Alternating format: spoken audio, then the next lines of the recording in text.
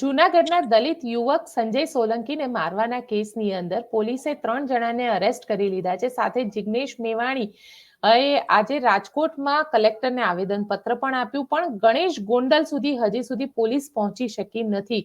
કહેવાય છે કે સંજય સોલંકીને ગણેશગઢ, જે ગણેશ ગોંડલનું પોતાનું ફાર્મ હાઉસ છે, ત્યાં આગળ મારવામાં આવ્યા છે. અને હવે આખી આ મુદ્દાને રાજનીતિક તૂલ અપાઈ રહ્યું છે. ક્યાંક જિગ્નેશ મેવાણી સામે આવ્યા, ક્યાંક જૂનાગઢની અંદર પણ દલિતો દ્વારા આવેદનપત્ર આપવામાં આવ્યું. અને આ આખા મામલે હવે શું રાજનીતિ થઈ રહી છે, અને ખાસ કરીને ગણેશ ગોંડલ જે છે એને લઈને પોલીસ કઈ રીતની એક્શન લેશે, આપણી સાથે આ વાતચીત કરવા માટે જગદીશ મહેતા સર જોડાઈ ગયા છે. સર, નિર્ભય ન્યૂઝમાં આપનું સ્વાગત છે.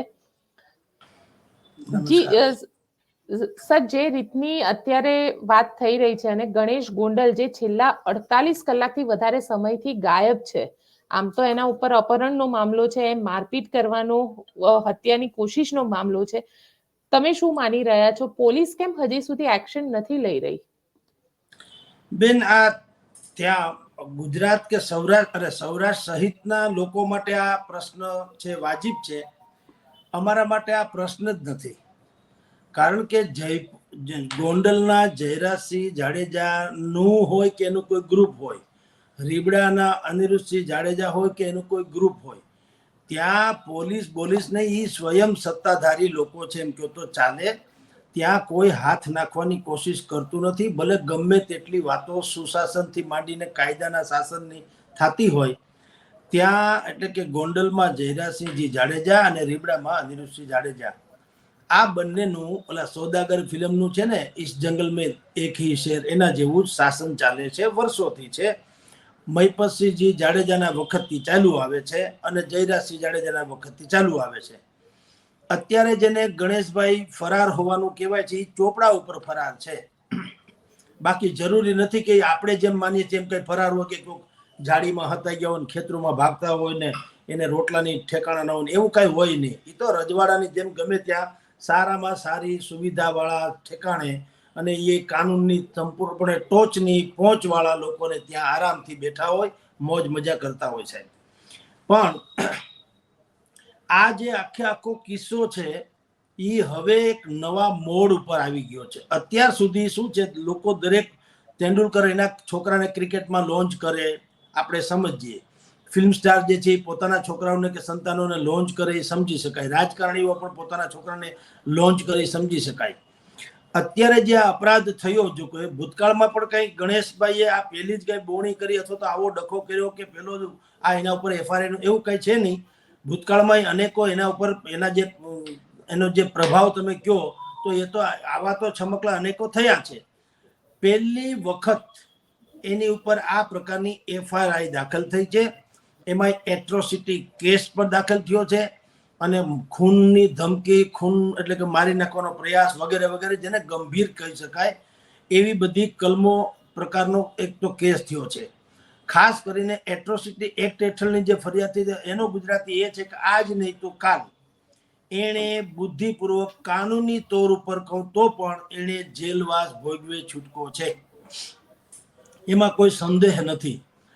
પણ ત્યાં સુધીમાં જે આપણે જેને ફરાર કરીને વાતો કરીએ છીએ એ ફરાર કાંઈ નહીં, ત્યાં સુધીમાં બધું ગોઠવણ ચાલતી હોય છે. કઈ રીતે રજૂ કરવા, ક્યાં રજૂ કરવા, કેવી રીતે રજૂ કરવા. અને એ તથાકથિત જેલ, હું કહું છું, જેલ બધાના માટે હોય, બધા પણ અમુક લોકોના માટે જેલની જેમ હોતું નથી બેન. તો એ પ્રમાણે બધું સરવાળે ગોઠવાઈ જશે, પછી ક્યાંક રજૂ થાય. ને સંભવ છે કે જો આમાં તો કે એટ્રોસિટી એક્ટની કલમ હેઠળ ગુનો નોંધાણો એટલે 99% જામીન મળવા સંભવ નથી. પણ દુનિયાદારી છે, પૈસા, સામ દામ દંડ ભેદ બધું છે. એટલે દુનિયાનો સારામાં સારો ભારતનો વકીલ હશે એ રાખશે ને કદાચ ક્યાંક રસ્તો નીકળતો હોય તો રસ્તો કાઢીને પણ એવા સમયે રજૂ કરશે કે એને બને ત્યાં સુધી જેલવાસ ભોગવવો ન પડે અને ઓન ધ સ્પોટ હાજરી થઈ ગયા કહેવાય અને પાછું જામીન પણ મળી જાય. આ સ્થિતિ છે. કારણ કે જયરાજસિંહજી બાપુ જે છે એને અને અનિરુદ્ધસિંહ જાડેજા આ બંનેને વૈમનસ્યથી જગ જાહેર છે, એમાં કોઈ સંશય નથી. પરંતુ એ વધુ ને વધુ વૈમનસ્ય જે પ્રગટ થયું એ હવે એના છેલ્લી પેઢી એટલે કે છેલ્લી ઇન ધ સેન્સ હવેની જે નવી પેઢી છે એના માટેનું થઈ રહ્યું છે. જયરાજસિંહે એના પુત્ર ગણેશજીને લોન્ચ કર્યા છે, એમ કહો તો હાલે પોલિટિક્સમાં એની અત્યારે પણ એટલી જ તૂતી બોલે છે. તમારી જાણ ખાતર ગોંડલમાં અડધા પડધા કામ જે છે એમાં ચીફ ગેસ્ટ એ હોઈ શકે ને કાંઈ એના હાથે ઉદ્ઘાટન થાય એવું, ગણેશના હાથે ઉદ્ઘાટન થાય એવું અનેક બન્યા છે કારણોસર. જ્યારે કે ગણેશભાઈની પોતીકી આમ કોઈ જેને કહેવાય લીગલી એની કોઈ પોસ્ટ નથી. પણ મેં આપને પહેલા કીધું તેમ કે એને સાવ તમે બીજા બધા જે ગલ્લી ખૂતરાના માણસો કે ગલ્લીબાજો ગણો કે એવા નોટોરિયસ ગણો, એવા આ લોકો નથી સાહેબ. આ લોકો એનું જે ગણો ક્રિમિનલ બેકગ્રાઉન્ડ છે તો પણ એનું એક રૂતબા જેવું છે. એ ગેંગ, હા ગેંગ ચલાવે છે, બધી તમારી વાત સાચી. પણ એનો અર્થ એમ નહીં કે AK-47 વાળાની પાસે 10 જણા છે તો ગમે એના ઘરમાં ઘૂસી જાય, લાવો પૈસા કાઢો ને તો મારી નાખશું, એવી ગુંડાગીરી નથી. એના શત્રુની પણ એક વ્યાખ્યા છે. અમુક લેવલના હોય એને જે શત્રુ માને. મારા તમારા જેવા છે તેને કોઈ માનવાનો કોઈ પ્રશ્ન નથી આવતો, એવું કઈ હોતું નથી. પણ લેવલ ટુ લેવલ કામ કરે છે. હવે તમને એમ થશે કે તો અત્યારે જે રાજેશભાઈ સોલંકી છે જેના છોકરાને મારવામાં આવ્યો, એ ક્યાંના લેવલનું છે? તો એની પાછળનું પોલિટિક્સ સમજવું જોઈએ, એવું છે. સર એની પાછળનું પોલિટિક્સ શું છે તો? જી હા, ઝઘડો જે થયો જુનાગઢના કાળવા ચોકમાં બે નાના વાહનોના ટકરાવથી થયો. એ બે વાહનો ટકરાયા એટલે જે વાહનમાં રાજુભાઈ સોલંકીનો છોકરો, જેને અત્યારે મારવામાં આવ્યો હોવાનું કહેવાય છે, એ છોકરો હતો. એને ખબર નહીં કે પાછળ જેની ગાડી આવે એ કોણ છે. એટલે એને સહજ ભાવે સ્વાભાવિક કીધું, ભાઈ જરા શાંતિથી હલાવો, આમ ગાડી કોઈને લાગી જાય વગેરે વગેરે. એમાં તૂતી થઈ. પછી ખબર પડી કે આ તો ભાઈ જયરાજસિંહના છોકરા ગણેશ છે અને એનો રૂતબો, કારણ કે એ 4-5-6 ગાડીના કાફલા સાથે નીકળે, એની સાથે એના બોડીગાર્ડ હોય, સશસ્ત્ર બોડીગાર્ડ હોય છે. અને કોઈ ફિલ્મમાં તમે જુઓ છો એ પ્રકારે એનું બધું કામકાજ હોય છે. સિમ્પલ નથી હોતું, તમને પિક્ચરનો દ્રશ્ય જ જોતા હોય એવું લાગે. હવે એ થયું. પછી જે કઈ બોલાચાલી થઈ હોય એના કઈ આપણી પાસે પ્રમાણ નથી, પરંતુ કંઈક એવા કારણ શું છે કે જે છોકરાને આ ટકરાણા, જેની વાહન ટકરાણી, એ પણ એક તો NSUI એટલે કે કોંગ્રેસની જે વિદ્યાર્થી પાંખ ગણાય, એક તો એના પ્રમુખ છે. પહેલી વાત તો છોકરો. બીજું એ દાંડિયા રાસમાં કોરિયોગ્રાફર છે. એટલે જુનાગઢમાં જે ગરબી મંડળ થતું હોય દાંડિયા રાસ વગેરેના, એના ક્લાસીસ ચલાવે છે અને કોરિયોગ્રાફર છે. એટલે ટૂંકમાં લોકપ્રિય હોય, જાણીતો હોય, એ બધું સ્વાભાવિક વાત છે. એમાંય પાછા NSUI ના પ્રમુખ. હવે જે રીતની ફરિયાદમાં ઉલ્લેખ છે એ પ્રમાણે કે ત્યાં કાળવા ચોકમાં સામાન્ય ઝઘડો થયો, પછીથી આના લોકો એટલે કે ગણેશ ઇત્યાદિ એની જે ગેંગ કયો તો ગેંગ ને એના જે ગ્રુપ કયો તો ગ્રુપ, એ આખું એમ કે તેને ઘરેથી ઉપાડી આવ્યા. કોને? ભાઈ રાજુ સોલંકીના છોકરાને એના ઘરેથી ઉપાડી આવ્યા અને કોઈ ખેતર વગેરેમાં જઈને પેલા તો ત્યાં ઢોર માર માર્યો. પછી પાછા ત્યાંથી એને ગોંડલ લઈ આવ્યા. ગોંડલમાં ગણેશગઢ નામનો આખો કિલ્લા જેવું છે, જ્યાં ક્ષત્રિય સમાજની મિટિંગ વગેરે થઈ હતી. જયરાજસિંહનું જે પોતાની માલિકીનું, આપણી ભાષામાં ફાર્મ હાઉસ, એની ભાષામાં રજવાડું, બધું કિલ્લો છે. તો એમ કે ત્યાંય લઈ આવ્યા હતા, ત્યાંય મારકૂટ કરી અને એને નિર્વસ્ત્ર કરીને માર્યા કૂટ્યા. એનો વિડીયો ઉતાર્યો અને એમ કહેવામાં આવ્યું કે તું NSU એમાંથી પણ રાજીનામું આપી દે. હવે આ ફરિયાદમાં ઉલ્લેખ છે આનો. મારી પાસે કોઈ પ્રમાણ નથી. કારણ એવું છે કે કોઈનું વાહન ભટકાવવું એમાં NSUI નો હતું એટલે ભટકાય એવું કઈ હોય નહીં. અને NSUI નો પ્રમુખ હોય તો ગણેશભાઈને કઈ વાંધો હોય એવું ના હોય. એટલે એ પછી જે હોય તે. અત્યારે તો માર્યો કૂટો હકીકત છે, એને માર્યો એવું બધું દ્રશ્યો છે આપણી સામે. જે ફરિયાદ છે એની વાત કરીએ તો એને માર્યા હતા એ વાત હકીકત છે, એટલે એની ફરિયાદ થઈ છે. પછી એમાં એને એટ્રોસિટી એક્ટ પણ ઉમેરાવડાવાય કે એ અત્યંત ગંભીર ગણાય કે એમાં તમને જામીન સ્વાભાવિક જ ન મળે. એટલે આ કેસ એટલા માટે જાડો. પણ હવે તમે કહો what's the politics behind this events. હવે એની પાછળનું એક આખું રાજકારણ જુઓ. એમાં છે ને સ્થળ બહુ મહત્વનું છે, કોમ્યુનિટીઝ પણ મહત્વની છે, અને પછી જે રિએક્શન આવ્યું એ પણ એથી મહત્વનું છે. પહેલી વાત છે એ સ્થળ મહત્વનું છે. સ્થળ શું કામ મહત્વનું છે કે ભલે અકસ્માત જ થયો છે એમ ગણો તો, બે વાહન ટકરાણા, પણ એ જુનાગઢ છે. હવે આપને કહી રાખું બેન, જુનાગઢમાં દલિત અને માઇનોરિટીઝ એટલે મુસ્લિમ્સ, આ બંને કોમ ઉપર સૌથી વધુ કોઈનો પ્રભાવ અગર હોય તો એ જયરાજસિંહના જાની દુશ્મન ગણાતા રીબડાના મહિપતસિંહ બાપુના દીકરા અનિરુદ્ધસિંહ જાડેજાનો ગણાય છે પ્રભાવ. જુનાગઢ મહાનગરપાલિકા એ ભારતીય જનતા પાર્ટીના ખેમામાં આવી એટલે કે એના કબજામાં થયું હોય તો એનો સંપૂર્ણપણે શ્રેય અગર કોઈને દેવો હોય તો એ અનિરુદ્ધસિંહ મહિપતસિંહ જાડેજાને દેવો પડે. ભારતીય જનતા પાર્ટીએ પણ અત્યાર સુધી ત્યાં ક્યારેય કોંગ્રેસની જ મહાનગરપાલિકા આવતી, ભારતીય જનતા પાર્ટીની નહીં. એટલે તમે ને હું જેની અત્યારે ચર્ચા કરીએ છીએ કે અનિરુદ્ધસિંહ ગુંડાગીરી કરે છે કે જયરાજસિંહ ગુંડાગીરી, કોઈ નહીં. એનાથી મોટા આકાનું નામ છે ભારતીય જનતા પાર્ટી અથવા તો પોલિટિક્સ. કે તમે જ્યારે તમારે કંઈક જરૂર પડે ત્યારે એ રૂપાળા થઈ જાય, ત્યારે અનિરુદ્ધસિંહ જાડેજા જે છે એ શ્રેષ્ઠ માણસ થઈ જાય, તમારે એનો ઉપયોગ કરી લેવો છે. અને પછી ધારો કે આવું બને જે અત્યારે જેની આપણે ચર્ચા કરીએ છીએ, હવે એ તો એનો જાતીય સ્વભાવ છે, સમજી લો. એ તમે એમાં તમે એમ ન કહી શકો. સિંહને તમે ક્યારે એ ભૂખો થયો હોય તો તમે સાંભળ્યું કે 4-5 દિવસ ભૂખ લાગીને કોઈ શિકાર ન મળે તો કોઈ ભેળપુરી ખાતો ભાળ્યો કે ભાઈ તીખા મીઠા બનાવો? એ તો ભેહને મારે, પાડાને મારે, ભવિષ્યમાં 10-5 દી પછી પણ. ટૂંકમાં એનો જાતીય સ્વભાવ છે. તો આ લોકો જે કલ્ચર તમે ને હું જેની ચર્ચા કરીએ છીએ એ સિમ્પલ વાત નથી બેન. દુનિયા ગમે એમ કે કાયદાનું શાસન છે ને સરકારથી મોટું કોઈ કહે સરકારે અહીંયા ઘૂંટણીએ પડી જાય છે, કોઈ કાયદા બાજુનું શાસન છે નહીં. આનું જ શાસન છે બેયનું. તો એ તો ક્ષત્રિય સમાજની આખી મીટિંગ બોલાવવાનું લઈ ગયા હતા ક્યાં? જયરાજસિંહ. ત્યાં સરકાર મોટી કે જયરાજસિંહ મોટા? કેમ અમિત શાહે ન્યા નબો? અમિત શાહના કહેવાય છે, આપણે તો સાંભળ્યું હતું જે તે સમયે કે અમિત શાહે ફોન કર્યો તો સાચું ખોટું રામ જાણે. અમિત શાહે ફોન કર્યા હતા કે જયરાજસિંહ બાપુને કે આ ક્ષત્રિય સમાજનું પિંજળ જે થઈ છે ડખો, તમે જરાક સંભાળી લ્યો. હવે ઈ તમે વિચાર કરો, તમારે જ્યારે એટલે કે સરકારને કે રાજકારણને જ્યારે જરૂર પડે ત્યારે આ જેને આપણે અપરાધી કે ગુંડા કે તાકાતવાળા કે શક્તિશાળી ગણીએ છીએ ત્યારે સરકાર એનો લાભ લે છે. અને આવો ડખો થાય છે ત્યારે આપણે એમ કહીએ છીએ કે આ ગુંડા કે બદમાશ કે એને કેમ સરકાર હાથ નથી, ક્યાંથી હાથ અડાડે? એને ભરપૂર લાભ લીધો જ છે. ક્ષત્રિય સમાજનું જે તે સમયે પરિસ્થિતિ એવી હતી બેન કે પરસોત્તમ રૂપાલા તો છોડો, ભારતીય જનતા પાર્ટીના કોઈ ઉમેદવારથી માંડીને કોઈને બહાર નીકળવું અઘરું થઈ પડ્યું હતું. એવી ભયંકર પરિસ્થિતિ હતી. જ્યારે કોઈ એમાં હાથ નાખવા ખુશી નતો ત્યારે જયરાજસિંહ જાડેજાએ કીધું કે હું આનું સમાધાન કરવાની કોશિશ કરી. હાલાકી પછી બગડ્યું એ જુદી વાત છે, પણ કોશિશ એને સૌથી પહેલા એને કરી, હિંમત કરી. એને ભાજપ સરકારમાં હોત તો ભાજપનો મેળ પડતો નતો. અને જેટલા ભારતીય જનતા પાર્ટીના ક્ષત્રિય નેતાઓ છે કાં કોઈએ ન કીધું? ભૂપેન્દ્રસિંહ ચુડાસમાથી માંડીને પ્રદીપસિંહ જાડેજા હતા, હકુબા જાડેજા હતા, તમે કહો એ બધાએ કેમ ન, ઇન્દ્રવિંદરસિંહ એ હતા, કેમ ન કોઈએ કીધું? કોઈથી કાંઈ ભૂંજો પાપડ ભાંગે એમ હતો નહીં. જયરાજસિંહ આમાં લોહા લોહે કો કાટતા હે એના જેવી તો વાત હતી. એટલે જયરાજસિંહને ત્યાં ભારતીય જનતા પાર્ટીના શીર્ષ નેતૃત્વના કહેવા અનુસાર ત્યાં મીટિંગ મળી હતી.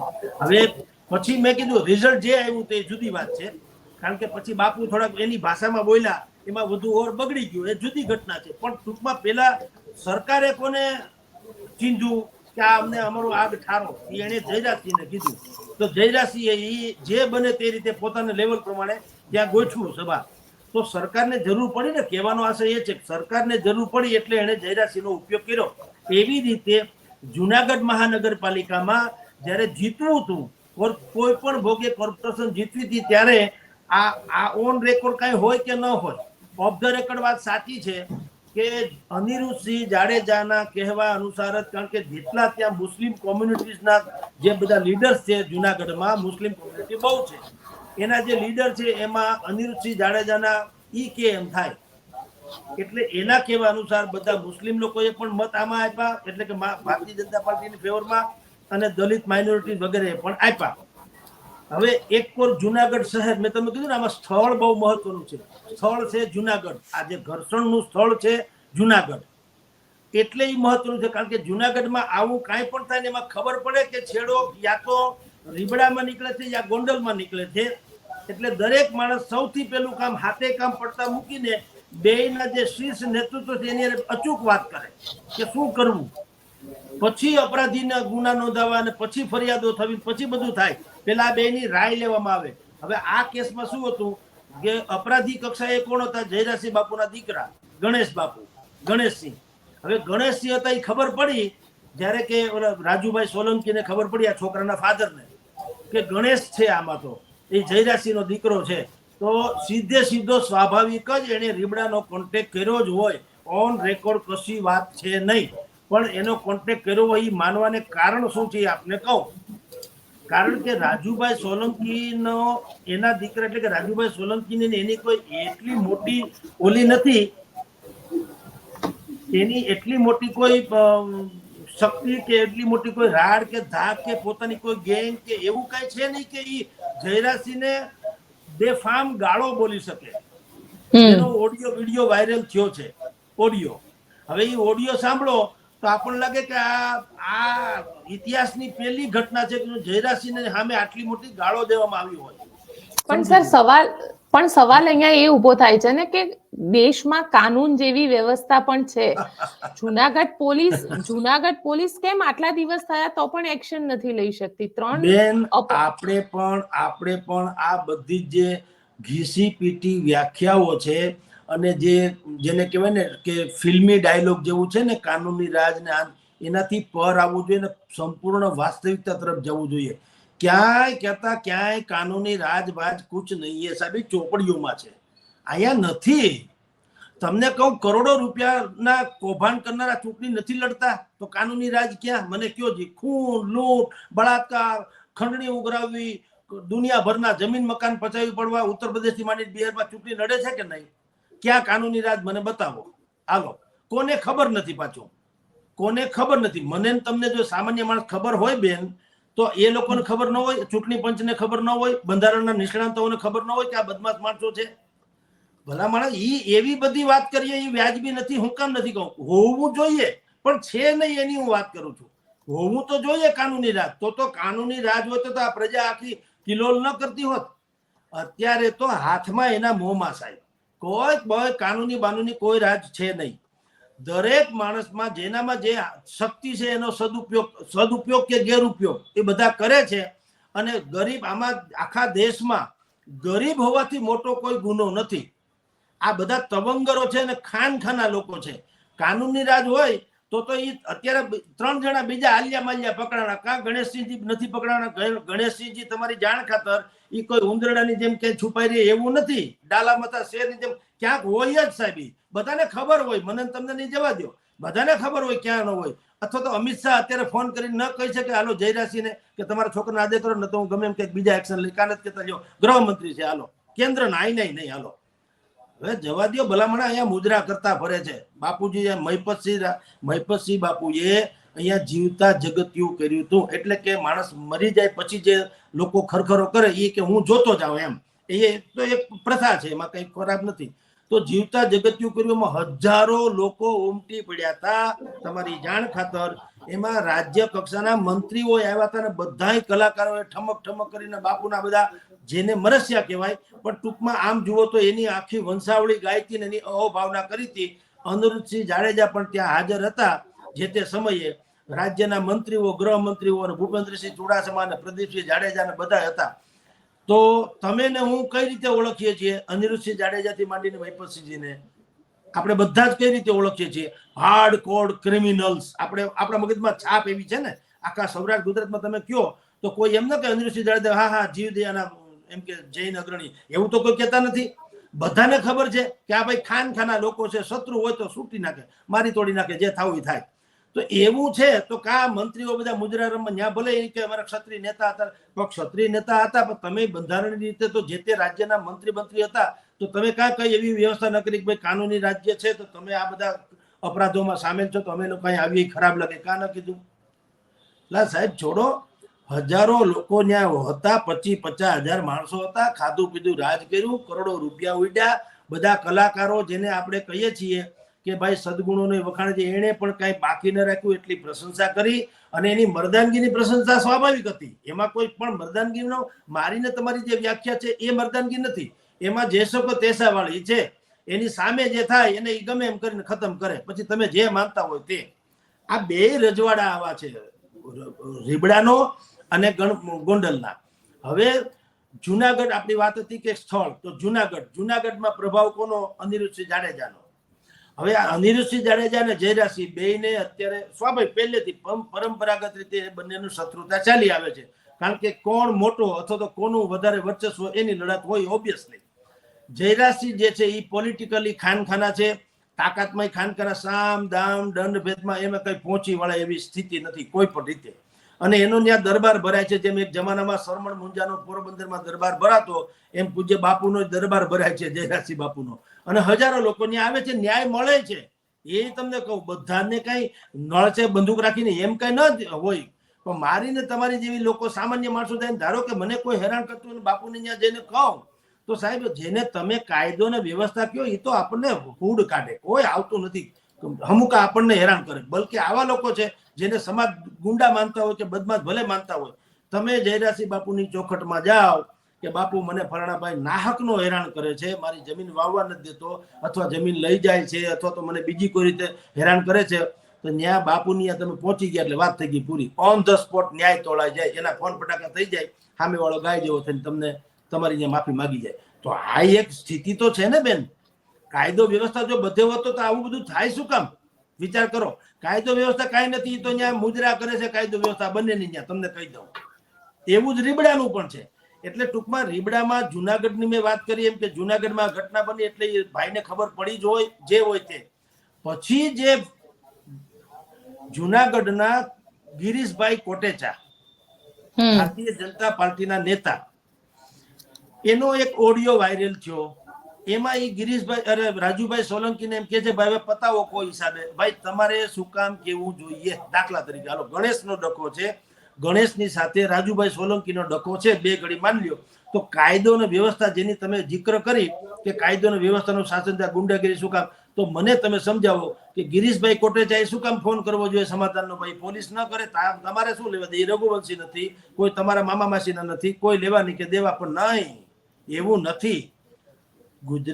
જુનાગઢ કોર્પોરેશનમાં જે શાસન છે એમાં કોઈ પણ ભોગે આ બંને રીબડાનું જૂથ જે છે એનો આશીર્વાદ છે.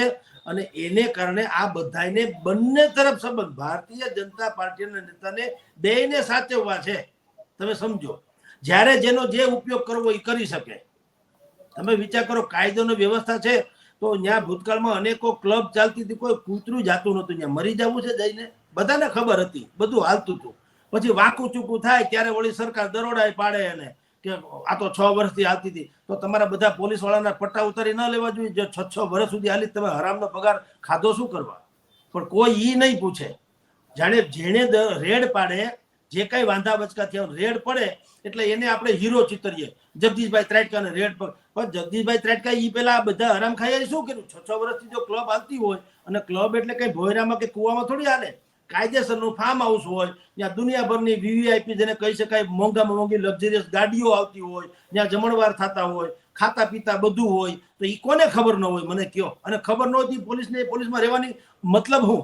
મને જો સમાચાર ક્યાં શું બન્યા એ આજે ખબર ન હોય તો પત્રકાર તરીકે રહેવાનો મારો કોઈ અધિકાર ખરો? પણ સર સવાલ અહીંયા એ ઉભો થઈ રહ્યો છે કે પોલીસે એફઆઈઆર તો કરી નાખી, જુનાગઢ પોલીસે એફઆઈઆર કરી છે, 3 લોકોને આજે અરેસ્ટ પણ કરી લીધા, અને આ 3 એવા લોકોને અરેસ્ટ કર્યા છે જે લોકો અપહરણમાં સામેલ હતા. પણ ગણેશ ગોંડલ સુધી જુનાગઢની પોલીસ હજી સુધી પહોંચી શકી નથી. હવે જે રીતે લોકો કહી રહ્યા છે કે ગણેશ ગોંડલ ભાગે એવો તો છે નહીં, પોલીસ એને કેમ પકડી નથી શકતી એ મારા માટે સવાલ છે. છેલ્લે તો છે એક આરોપી જ છે ને, ભારત દેશનો તો એ નાગરિક જ છે ને. બેન, જ્યાં કાયદો અને વ્યવસ્થાની તમારી ને મારી માન્યતાની સરહદ પૂરી થાય ને ત્યાંથી આની શરૂ થાય. ત્યાં નાની માના ખેલ છે, ઓલા કે ને કે ગબ્બર કોઈ બકરી કા બચ્ચા જો દોડા ઓર પકડ लिया, એમ ગણેશ કઈ મારા તમારા જેવો છોકડો છે કે પકડી લે? સાહેબ આ બધા રોટલિયા ભગત હોય છે ને. કાયદો તો જુઓ, સતીશ વર્મા પોલીસ વાળા જ હતા. સતીશ વર્મા રાજકોટના ડીસીપી હતા, પોલીસ વાળા જ હતા. એની પાસે ખાખી ડ્રેસ જ હતો, આ કઈ બીજું તો કઈ હતું નહીં. કેમ આખી દુનિયા એનાથી ધ્રુજતી હતી? કારણ કે એને કોઈ દિવસ કોઈની ક્યાંય હરામની પાવલી ખાધી નહોતી. એ નિષ્ઠાવાન હતા. સુખદેવસિંહ ઝાલા કેવળ પીઆઈ હતા અથવા તો કોન્સ્ટેબલ કક્ષાના હતા. મને તો તમે જે કાયદો અને વ્યવસ્થા બેન આપણે જે માનીએ છીએ ને જે છાપાઓમાં છાપીએ છીએ ટીવીમાં આવે છે એની કોઈ સરહદ પૂરી થાય જ્યાંથી આની શરૂ થાય છે. એ હોવું જોઈએ, હોવું તો બધું જોઈએ, હોવામાં ક્યાં ના છે, પણ હોય તો ને. આ અમારે અગ્નિકાંડ થયો, બોલો એસઆઈટી ની રચના થઈ, જેને તમે કાયદો વ્યવસ્થા કહો, કા કોઈને પકડીને કઈ ઠાઈ નથી દીધા. એ તો 1-2 જણા આલિયા મલ્યા ને પકડા. આ બધા નેતાઓ તો ફરે છે જેના પાપે આ બધા મરી ગયા. એટલે સાચી વાત એ છે કે કોઈ પણ ભોગે ગણેશભાઈ કેમ ફરાર છે, બીજા કેમ પકડાઈ ગયા, એ પકડાવાનું બતાવાઈ ગયું એટલે કાયદો કાલ અમારે કોર્ટ એમ ન કે તમે કોઈ કાર્યવાહી ન કરી, જો ભાઈ અમે 3 ને પકડ્યા ને બીજાને ગોતીએ છીએ. હવે ગોતીએ એટલે મેઇન માથું તો એ જ છે ને, ગણેશ જ, બાકી બધું તો સમજ્યા. હવે એ Z+ જેવી સિક્યુરિટીમાં પોતીકી સિક્યુરિટી ફરતા હોય, ક્યાં એ ગુમ ક્યાં થઈ જાય મને કયો જી?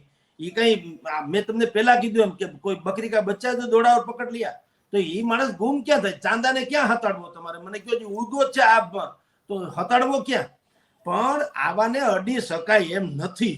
એની ગોઠવણ, એની ઓળખાણ પીછાણ, એના છેડા બેડા જે અડતા હોય એ દુનિયાભરમાંથી ફોન આવી ગયો હોય. અમિત શાહ પોતે, હાલો ને બીજે બધા છોડો, અમિત શાહ પોતે ફરાર હતા. અમિત શાહ પોતે અડધા સૌરાષ્ટ્રને ખબર છે ક્યાં હતા. લ્યો છોડો યાર ભલામણા. પછી આપણે બોલીએ તો આપણી ઉપર થાય એમ નહીં. હું તો 100 વાતની સાચી વાત તમને કરું. મોટા માણસને છે જ્યાં વો ખડે રહેતે લાઈન વહાં સે શરૂ હોતી હૈ. આ કાયદા બાયદા બધું માર્યા પડે. ચૂંટણી પંચનો આદેશ છે 90 લાખ રૂપિયા લોકસભાની ચૂંટણી લડવી. હવે ટિકિટ જ 2-5 કરોડ રૂપિયાના આપો ત્યારે મેળ પડતો હોય ને 5-25 કરોડ વાપરી ત્યારે જીતાતા હોય. ચૂંટણી પછી બધા ફૂફા ખાંડે બેઠા. આ બધું છે ને ઓન રેકોર્ડ ઉલ્લુ બનાવવાનું કારખાનું છે સામાન્ય માણસોને. કાનૂનનું રાજ છે, કાયદો. તમે ને હું રોંગ સાઈડમાં જઈએ એટલે આપણને 50 રૂપિયા ફાઇન કરે કે આપણું વાહન લઈ જાય. આને આખી સાઈટ જ રોંગ છે આ બધાની જે ઝઘડા કરે છે. લ્યો તો હમુકા સલમું ભરે સાહેબ, એને કોઈ ભોજ્યો ભાઈ હાથ નથી અડાડતો.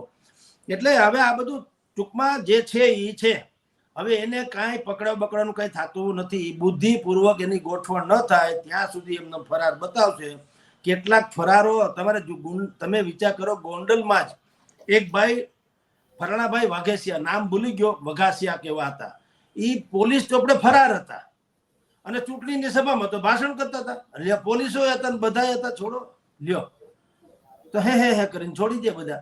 એટલે કાયદો બાયદો કાંઈ નથી, બધા ઉલ્લુ બનાવે છે. બધા જેના હાથમાં સત્તા છે, જેના હાથમાં બાકી બાહુબળ છે, જેની પાસે સામદામ દંડ ભેદ છે, એને સત્તાનો સ પણ નડતો નથી. એ પોતે જ એક સત્તા છે. એટલે આનું કઈ થશે નહીં. હા, પણ મને એટલા માટે સવાલ થયો કે હર્ષ સંઘવી હંમેશા એમ કહે છે કે કોઈ પણ ચમરબંધીને છોડીશું નહીં. કારણ કે તો જો ગોંડલ તો શું ગુજરાતનો કે દેશનો ભાગ નથી? હર્ષ સંઘવીનો સૌથી હાસ્યાસ્પદ કોઈ ડાયલોગ, સુપર ડુપર ડાયલોગ હોય તો એ આ છે કે ચમરબંધીને છોડશું નહીં. સુપર ડુપર ડાયલોગ છે. એનાથી તમારે જો ક્યારેય તમારે માઇન્ડ ફ્રેશ કરવું હોય અને બહુ સ્ટ્રેસમાં તમે આવી ગયા હો ત્યારે હર્ષ સંઘવીની કોઈ પણ ઘટના પછીની આ કેસેટ સાંભળી લેવાની. કોઈ પણ ઘટના બને નહીં, એની પાસે 2-4 વાક્યો ફિક્સ છે. નંબર 1, ચમરબંધીને છોડવામાં નહીં આવે. નંબર 2, સાંભળજો, નંબર 2 કે તાત્કાલિક FRI કરવામાં આવશે. પછી નંબર 3 કે ટૂંકા સમયમાં ચાર્જશીટ રજૂ કરવામાં આવશે. નંબર 4 કડકમાં કડક કાર્યવાહી. આ પ્રકારનું હરામ બરોબર કોઈ કેસમાં થયું હોય તો જેટલી કૌભાંડ, જેટલી ઘટનાઓ તમે હું જાણીએ છીએ. ઓલા સુરતમાં ઓલી દીકરીને ગળામાં છરી મારીને કાપી નાખી, વન સાઇડર લવર છે, ત્યાંથી માંડીને હરણી કાંડ ગણો, વડોદરાનું બોટ કાંડ ગણો, કે તક્ષશિલા કાંડ સુરતનું ગણો, અમદાવાદનું મોલ હળગી ગયો, અહીંયા અમારે ત્યાં રાજકોટમાં એક કોવિડ હોસ્પિટલમાં 6 દર્દી જીવતા બળી ગયા, મોરબીમાં પુલ હોનારત થયો ને અમારે અત્યારે અગ્નિકાંડ થયો. હવે અગ્નિકાંડમાં જે પોલીસને સસ્પેન્ડ કર્યા હતા અને જેને બદલી કરી નાખી હતી, હવે એને તો ક્લીન ચીટ આપી હોવાનું અત્યારે તો ધણધણી બધું સમાચારો આવે છે. લ્યો કે એ જરાક ભૂલ થઈ ગઈ, ક્લીન ચીટ છે અને છગન મગનને પકડ્યા છે, એનો કોઈ મતલબ નથી. હવે જેણે આ આખું સત્યાનાશ કર્યું, ધાવણા છોકરાને ખબર છે કે કોણે આ કર્યું છે. જેના શાસન કાળમાં જેણે આ કાડા કાંડ કર્યા એ અપરાધી ગણાય કે નહીં? હા કે ના? હવે ઈ છે તો એમાં ગોતવાનું, SIT રીચવાની. મેં આપણે ઘણી વખત આ બાબતમાં ચર્ચા થઈ છે કે મેં બ્લુ કલરનો શર્ટ પહેરવા SIT હું નિમવાની, મને તો ઈ થાય. એમાં આમાં SIT ક્યાં છે? એટલે ઉલ્લુ બનાવવાના કાર્યક્રમ, ટાઈમ પાસિંગ જોબ છે ને. SIT એ શું કરી લીધું? તમારી જે રાજકોટમાં એક ઇજનેર હતા જેણે આ બધા પાપી લોકોના કારણે આજી ડેમમાં પડીને આપઘાત કરી લીધો તો 1.5 વર્ષ પહેલા, મોરબીના આપણા વિપ્ર, ટૂંકમાં બ્રાહ્મણ હતા અને એ સાચો માણસ હતો. એને આ પાપી લોકોથી કંટાળીને આપઘાત કર્યો. SIT નિમાણી હતી. શું થયું? એના પરિવાર બિચારા રોતા ફરે છે. કોઈ ભોજ્યો ભાઈ ધણી નથી ગયો એના જીવનો. ના હરામ ખાયો બધા જે ટેસડા કરે છે. એટલે છોડો બેન, કાયદો બાયદો કાંઈ નથી. હર્ષ સંઘવી જે છે એના જેવા તમને કોઈ મનોરંજક ગૃહમંત્રી હજુ સુધી ગુજરાતને મળ્યા નથી. સૌથી મનોરંજક. એનું કારણ છે કે હા, તમને લાગે છે કે ગણેશ જાડેજા વિરુદ્ધ કાર્યવાહી પોલીસ કરશે કે નહીં કરે? બિલકુલ નહીં કરે. દેખાડા ખાતર બધું કરવું પડશે, એ જુદી વાત છે. પછી થશે સમાધાન. લખી રાખો, મોટે પાયે સમાધાન શું થાય? અત્યારે એના ફાધર સ્વાભાવિક એગ્રી એટલે ગરમ થઈને કે છે કે હું ગણેશને મારું પછી સમાધાન. તો એની જે જીગર છે એ જીગર શું બતાવે છે? હજી સુધી મારા 30 વર્ષના કેરિયરમાં મેં તો આવી જીગર કોઈને સૌરાષ્ટ્રમાં ભાળી નથી કોઈ કરી હોય. ને એ કરતા હોય તો એને સલામથી ખોટા છે એમ નથી કહેતો. એ સલામ છે, માની લો કે દરેક માવતરને દરેકના છોકરાને લાગ્યું તો આમ જ કે, પણ એ જીગર બતાવે છે કે એની પાછળ પાછું કોક છે, અને કોક એના લેવલનો હોય તો જ થાય ને. ગણેશની પાછળ હું ઉભો રહું થોડો આવી જીગર કોઈ કરે, સમજી લ્યો. એટલે એના લેવલનું કોક છે. આ બધું માથા ભટકાણા છે, એટલે મોટો કેસ થયો છે. એટ્રોસિટી એક્ટ છે એટલે ફરાર છે, ને તો ફરારે ન હોત. પણ આ એટ્રોસિટી એક્ટ એવું છે કે એને કારણે એમાં જામીન બામીન મળે ને એવું કહેવાય છે, એટલે એ ફરાર છે. પછી ગોઠવણ જે થતી હોય તે કાનૂની ગોઠવણ થયા પછી મળશે, પછી મોટા પાયે ક્યાંક બુદ્ધિપૂર્વક સમાધાન થશે, બરાબર. પણ કાયદો તોડ્યો એટલે હું ગણેશભાઈની પ્રશંસા નથી કરતો. એને માર્યું જ છે. કાયદાનું શાસન હોય તો એને જેલમાં જવું પડે. ધરપકડ તમારે મારી જે સામે કાયદા કાનૂનના જે કાયદા થાય છે એવું બધું થવું જોઈએ, પણ એવું નથી. જેવું કઈ છે નહીં. એ તો આ તો વળી એટ્રોસિટી આ વળી ફરિયાદ થઈ જાય એ કે ગમે તેમ ગોઠવણ મુજબ, ને તો ફરિયાદો આ લોકો નથી કરતા સાહેબ. ગભરાય છે એવું, કારણ કે કાયદો નથી એવી રીતે સિક્યુરિટીની વ્યવસ્થા કરી આપી. કાયદાની વ્યવસ્થા ત્યાં કાયદાનું કામ જ નથી કરતો. બિલકુલ, એટલે આ ડખો છે. કોઈ કાયદો એમ નથી કહેતો કે તમે તારે મને ફરિયાદ કરો, ભાઈ ગોંડલના ગણેશભાઈ હોય કે રીબડાના અંદરુસિંહ જાડેજા હોય, અમે બેઠા છીએ, તમને કોઈ તું કઈ જાતું મને કહેજો. એવું કાંઈ ઉલટાના આપણને માથે પડે. તમે જાઓ અહીંયા ફરિયાદ કરો. લ્યો અત્યારે તમે ત્યાં અમદાવાદમાં ફરિયાદ નોંધાવો કાલે જયરાસિંહ બાપુ વિરુદ્ધ કે અનિરુદ્ધસિંહ બાપુ વિરુદ્ધ, હે તોડી નાખશે. આ તો ન્યાય ફરિયાદ કરાય, ન્યાય ન કરાય. કોઈ દિવસ કોઈની ત્રેવડ નથી કે કલમ ઉપાડીને તમારું નામ લખે ફરિયાદી તરીકે, આરોપી તરીકે અનિરુદ્ધસિંહ જાડેજા કે જયરાસિંહ જાડેજા નામ લખે. પછી શું યાર, હવે બધી ખોટી વાતો છે. ઉલ્લુ બનાવવાના કારખાના. એનું કારણ છે કે બધા એના ઋણ હેઠે છે. આ કોઈ માફિયા કે ગુંડા આમ નથી કે આલો ગમે એને નાળચે બંદૂક મૂકીને પૈસા, એવું નથી. પોતે જ ધનાઢ્ય છે. જે રીતે બન્યા હોય એ રીતે પણ છે એ છે. એટલે એને માથાનું લડત હોય તો એ બધું લડે. કોમન પીપલ જેને કહેવાય, સરવણ મુંજા જેવી વાતો છે. તમે ગુંડો કહો તો તમારી ભાષામાં ગુંડો, ને મસીહા કહો તો મસીહા. હજારો લોકોના સમાધાન ત્યાં થતા હતા. એ જગ જાહેર છે. મહેન્દ્ર દેસાઈ એના ઉપરથી વલોપાત નામની ચિત્રલેખામાં નવલકથા લખી હતી. નવલકથા કોઈ વાંચી લેવાની છૂટ. કે શું હતું એ ગુંડો જેના માટે હોય હશે, પણ બાકીના સામાન્ય માણસોની તો રોજ ત્યાં સભા ભરાતી, દરબાર ભરાતો, ને જે કે શરમણભાઈ અમને મુશ્કેલી છે તો ત્યાં મદદ કરતા. જે મુંબઈમાં શિવસેનાની મૂળ ભૂમિકા છે તે ત્યાં પણ એની ભૂમિકા આ હતી. 10 વર્ષ હું મુંબઈ રહ્યો છું, મને ખબર છે. શિવસેનાની ઓફિસમાં તમે ઘૂસી જાઓ, કોઈની મજાલ નથી તમને કોઈ ખોટી રીતે હેરાન કરે. તમે ખોટા હો તો જુદી વાત છે, પણ આપણે સાચા હોઈએ અને ખરેખર કોઈક આપણને ખોટી રીતે હેરાન કરતું હોય, શિવસેનાની ઓફિસમાં જાઓ એટલે તમને અભય ચક્ર મળી જાય. એવું પોલીસ થાણામાં નથી.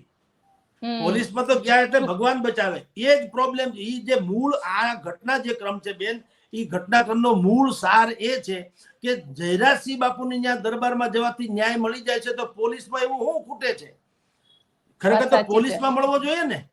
એવું નથી. તમે રીબડા ફોન કરો, અનિરુદ્ધસિંહ જાડેજાને ફોન કરો તો આપણી બે સમસ્યા ઓન ધ સ્પોટ હલ થઈ જાય. રીબડા પોલીસ સ્ટેશનમાં ત્રેવડ નથી, રાજકોટ જિલ્લા પોલીસમાં ત્રેવડ નથી, તો હવે પછી એને તમે ગુંડા કેમ કયો?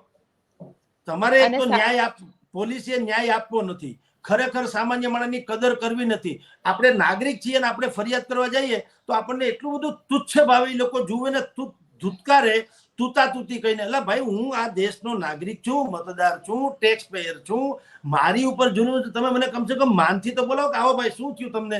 પછી હું અપરાધી હોઉં તો ભલે મારી યાર વહીવટ કરો, પણ ક્યારેય પોલીસ સ્ટેશનમાં તમને માનપૂર્વક નાગરિકને બોલાવવામાં આવતા નથી. અને તમારા છેડા ન અડતા હોય તો તમને ભયંકર હદે તમને જ પીડિત કરે. તમે જયારે ફરિયાદ કરો એમાં સામે જો આવા લોકોનું નામ હોય, ખાનખાના લોકોનું, તો મજાલ છે તમારી. તમે અહીંયાથી હરખી રીતે જવાબ લઈને જાઓ, તમને જ ટાંગી દે બુદ્ધિપૂર્વક. એટલે આ જે સનાતન સત્ય છે એ છે બેન.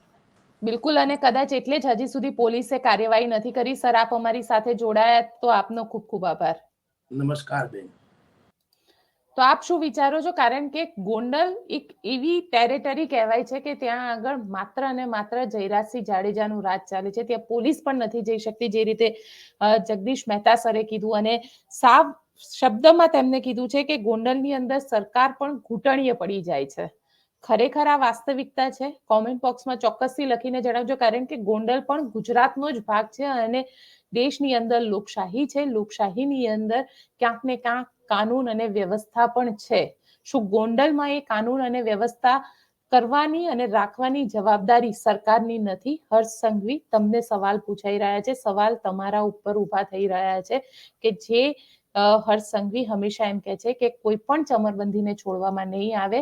આજે એક છોકરાને મારે અને હોસ્પિટલાઇઝ કરે, 72 કલાકથી વધારેનો સમય થઈ ચૂક્યો છે, છતાં પણ જે આરોપી છે ગણેશ ગોંડલ એ હજી સુધી પોલીસમાં પકડાયા નથી. આપ શું વિચારો છો? કોમેન્ટ બોક્સમાં ચોક્કસથી લખીને જણાવજો.